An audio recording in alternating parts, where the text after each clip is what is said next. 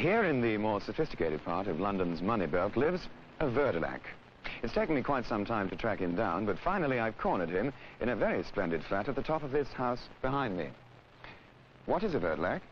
Didn't I tell you? Well, come with me now and we'll find out from the Verdelak himself.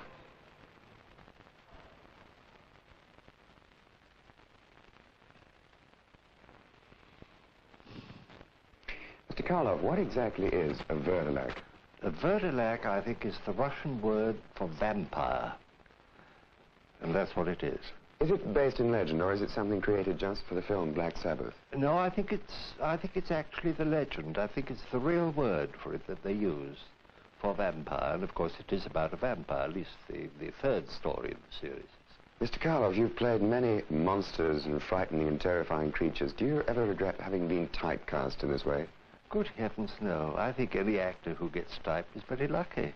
We're all typed. If you're a juvenile, you play juveniles, so you're typed as a juvenile. And if you get typed in a line of country or if you get known for a certain kind of part that is not too restricted, I think you're very lucky. It becomes a trademark. And if you achieve a trademark, I think you're a very fortunate actor. Mr. Karlov, how did you start off in the business? Oh, a pack of lies, of course.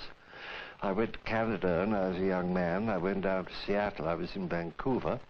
I told a pack of lies to an agent, said I'd had a great deal of experience, and I told him all the parts that I played in London, all the things that I could remember having seen. I said I'd been in them.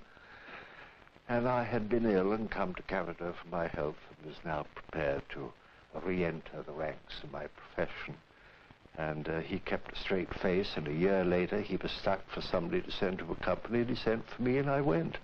And that was it. And that was your start in the theatre? That was my start, yes. What about films? How did all that start? Well, I had about 10 years of small stock and rep sort of wandering around, and then I wound up in a show of the Virginian in the Middle West somewhere, and we toured out to California, and the thing closed. Then I played in stock out there, and then found myself out of work in Los Angeles, and a friend of mine knew the casting director for Douglas Fairbanks. This is the elder. And I made my debut in films as an extra in a film that he was doing, a thing called His Majesty the American, I think. I was a Mexican soldier. But Frankenstein's monster really made you a star. Changed the whole course of my life, and is the best friend any actor ever had, I can assure you. Now, a lot of authoritative people say that horror films have a bad effect on people, and some say they have a beneficial effect on people. Which do you agree with? Well, I don't like the word horror to start with. The word horror really implies revulsion, which isn't the idea of the exercise at all. It's entertainment, it's excitement, it's thrill, it's suspense. If you like, it's terror, but certainly not horror. I don't know if they're beneficial. I don't think they do any harm.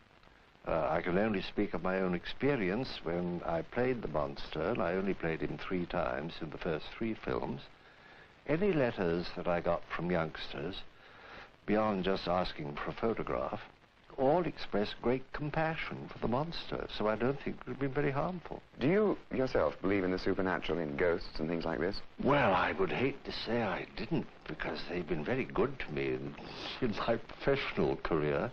I don't know whether I am really superstitious or not. I'm careful, put it that way. When you're preparing for a role, do you do much study, as, say, the method actors do? Well, I have my own opinion about the method actors. I don't think a great deal of it. And perhaps I can put it in a nutshell. I believe Alfred Lunt was asked that question, how he prepared before he went on the stage, this is. And he thought for a moment, and he said, well, I stand in the wings, I listen for my cue, I check my fly, go on and try not to bump into people. And that was his method, and I think it's about mine. Black Sabbath is about to be released, and I'm sure it'll be an enormous success. Well, I hope so. And I believe you have 3 more films lined up. Yes. It's for American international films, and the next one goes, I think, in January. Do you ever think about retiring? Good Lord, no. What for? Just so long as anybody is foolish enough to employ me, I'm delighted to do it. It's extraordinary to meet a star who's been a star for so long who really seems to have no regrets. Have you any regrets at all about your career? No regrets at all, except that inevitably, Anno Domini, it must be drawing to a close. I've enjoyed every minute of it. I enjoy working, and I think I'm a very fortunate man. Any ambitions left to achieve? Yes, one that won't be achieved. I would love to be in a play in London. I've been in New York. I've had 10 years in small stock and rep in the States. I haven't appeared on the stage in London, and I don't think that can happen now because I've got a bad knee, which will make it rather difficult. But I would love to have done that sometime. However, you can't have everything. Well, Mr. Karloff, we came here today to meet Verdilac. We met a very charming gentleman. Thank you so much for talking to us. Very kind of you, thank you.